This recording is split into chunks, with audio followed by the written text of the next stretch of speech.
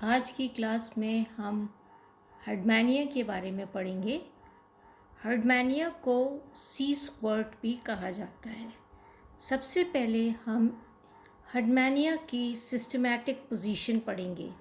हर्डमैनिया belongs to phylum Chordata, sub phylum Urochordata, class Ascidiacea, sub class Pleurogona, order Stolidobranchia, family Pyuridae and genus is Herdmania, या हम इसको सी स्क्वर्ट्स के नाम से भी जाना जाता है। यहाँ पर इसका नाम किस प्रकार से पड़ा, ये फाइलम आप देखेंगे कॉर्डेटा का है जंतु और सब फाइलम यूरोकॉर्डेटा का है।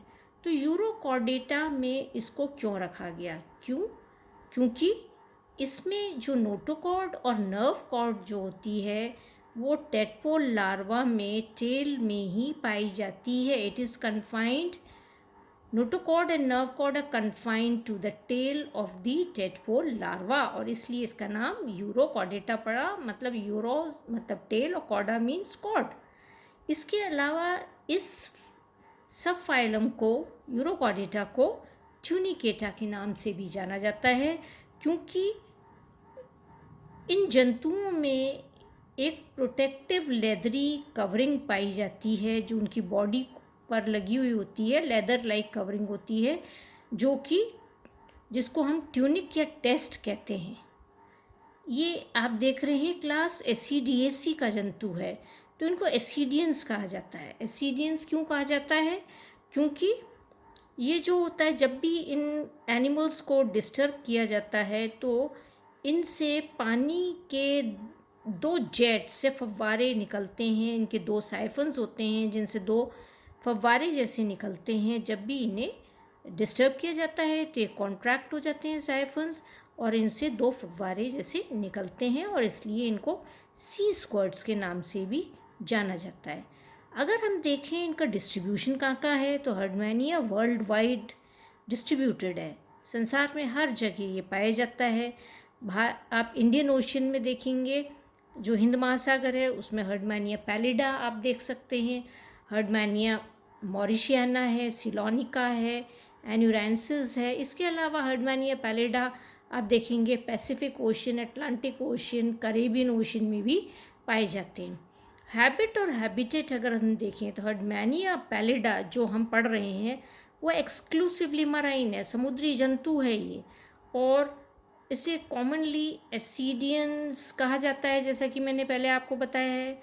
और उथले जल में ये पाए जाते हैं। इंडियन ओशन में जो समुद्र का किनारा है, सी कोस्ट पर ये पाए जाते हैं। सॉलिटरी ये जंतु हैं और सीडेंट्री हैं, मतलब ये अकेले रहते हैं और ये मूव नहीं करते हैं, फिक्स्ड हैं, ये सीडेंट्री हैं। अटैच्ड सबस्ट्रेटम से अटैच्ड ये पाए जाते हैं। जैसे समुद्री जो पत्थर होते हैं उनमें इनका ब्रॉड बेस होता है जिससे ये सैंड में एम्बेडेड रहते हैं अपने फुट के द्वारा, और ये इस प्रकार से इसमें पाए जाते हैं। तो सीडेंट्री ये जंतु हैं। आगे हम इसमें देखें इसकी एक्सटर्नल मॉर्फोलॉजी हम इसमें देखेंगे। तो इस एक्सटर्नल मॉर्फोलॉजी में हम शेप और साइज़ और कलरेशन इसमें देखते हैं। Shape, size and colouration. तो इसकी जो बॉडी होती है वो लेटरली कंप्रेस्ड है। ये देखिए आप, लेटरली कंप्रेस्ड, कुछ ऑब्लोंग बॉडी है अगर आप देखें, जैसे somewhat rectangular in shape, rectangular shape की बॉडी है, और स्लाइटली जो है, जो इसका जो ये फिक्स्ड एंड जो होता है, अटैच्ड एंड जो होता है ये नैरो है, जबकि फ्री एंड जो है ये थोड़ा सा इसका चौड़ा आपको दिखाई देगा। और अगर आप इसका आकार देखें, इसका शेप देखें, तो ये बैग के आकार का है या पर्स जैसा दिखाई देता है। ये आप देख सकते हैं, या आप देखेंगे आलू होता है, जैसे आलू होता है उसके तरीके से ये दिखाई देता है। अगर आप देखें तो फ्रेश अगर इसको देखेंगे, अगर हर्डमैनिया को, तो पिंक कलर का होता है, और क्योंकि इसमें बहुत सारी ब्लड वेसल्स होती हैं तो पिंक कलर का दिखाई देता है। और कहीं कहीं पैचेस भी इसके अंदर होते हैं, वेस्कुलर एम्प्यूले की वजह से इसके अंदर पैचेस भी आप दिखाई दे सकते हैं। परंतु अगर प्रिजर्व्ड आप देखेंगे तो ये ब्राउनिश कलर का आपको दिखाई देता है। इसकी बॉडी का डिवीज़न अगर हम देखें तो इसकी बॉडी दो भागों में बटी हुई है। एक है बॉडी प्रॉपर, ये बॉडी प्रॉपर है इसकी, ये जो है ये आप देख सकते हैं, ये इसकी एनिमल की ये बॉडी प्रॉपर है और ये इसका फुट है। तो दो भागों में ये बटा हुआ है। तो बॉडी प्रॉपर सबसे हम देखें तो इसका ये वाला फ्री एंड है, ये वाला एंड जो फ्री एंड है, डिस्टल फ्री एंड यहाँ पर है। तो अगर आप देखेंगे ये डिस्टल फ्री एंड जो है ये कुछ ब्रॉड है, जबकि ये वाला एंड थोड़ा सा कम चौड़ा आपको दिखाई दे रहा है।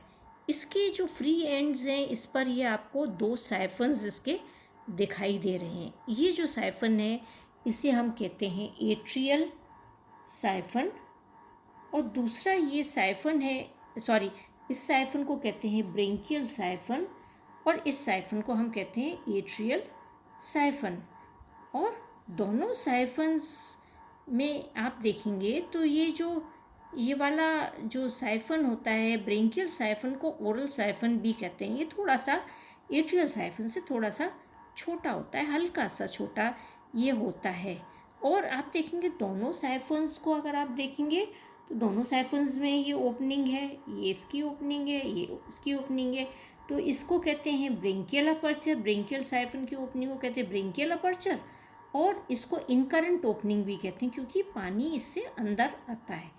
और दूसरा जो है ये वाला है एट्रियल साइफन, और इसका ये अपर्चर जो है ये एट्रियल अपर्चर है, या हम इसको एक्सकरेंट ओपनिंग भी कहते हैं। पानी इससे बाहर निकल के जाता है, यहाँ से आता है अंदर और यहाँ से ये बाहर निकल जाता है। तो आप ये देख सकते हैं इस तरीके से इसमें ये दो साइफन्स हैं। फिर दोनों साइफन्स पे आप देखिए 4 लोब्ड लिप्स लगे हुए हैं। ये अगर आप देखेंगे तो जो लिप्स हैं वो 4 लोब्ड हैं, ये 4 लोब्स, 1 2 3 4 4 लोब्स हैं, 4 लोब्ड लिप्स इसके लगे हैं। और ये इस पर क्या है, ट्यूनिक है, टेस्ट है। तो ये टेस्ट इलास्टिक है।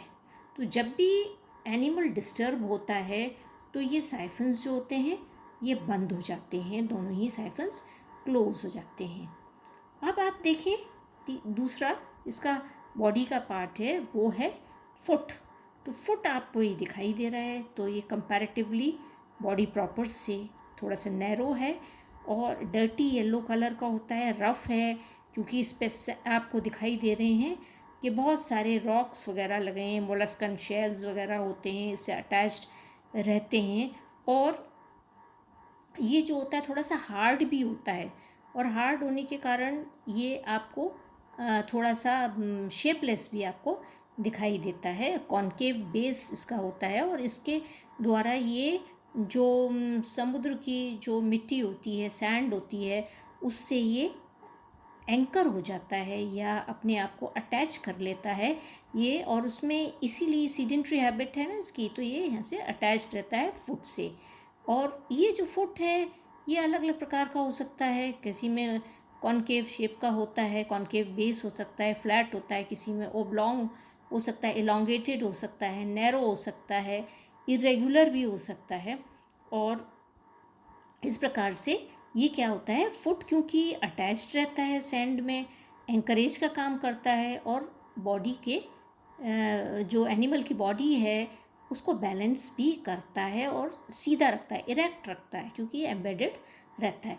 हर्डमैनिया की बॉडी का ओरिएंटेशन देखें तो बहुत ही पिक्यूलियर ओरिएंटेशन आप इसकी बॉडी का देख सकते हैं। आप ये देखेंगे कि इसके ये दो जो फ्लैट सरफेसेस हैं ये दो लेटरल साइड्स को रिप्रेजेंट करते हैं, right and left lateral sides को ये रिप्रेजेंट करते हैं। ये जो ब्रेंकियल साइफन है वो एनिमल का एंटीरियर एंड बताता है, और जो उसका ऑपोजिट साइड होता है साइफन का, वो उसका पोस्टीरियर एंड होता है। इसी प्रकार से एट्रियल साइफन जो होता है एनिमल का डॉर्सल सरफेस बताता है या डॉर्सल साइड बताता है, डॉर्सल एंड बताता है, जबकि उसका ऑपोजिट साइड जो है वो उसका वेंट्रल एंड बताता है। तो ये आप देखें कि इसका बड़ा ही अनयूजुअल ओरिएंटेशन इसकी बॉडी का है। और ये ओरिएंटेशन ऐसा क्यों है? इसका कारण है कि जब लार्वा का मेटामॉर्फोसिस होता है उसमें रोटेटरी चेंजेस होते हैं, लार्वा में कुछ रोटेशंस होते हैं और उसके कारण ये जो होता है इस प्रकार का ओरिएंटेशन आपको देखने को यहाँ मिलता है। नेक्स्ट क्लास में हम हर्डमैनिया की टेस्ट या ट्यूनिक के बारे में पढ़ेंगे।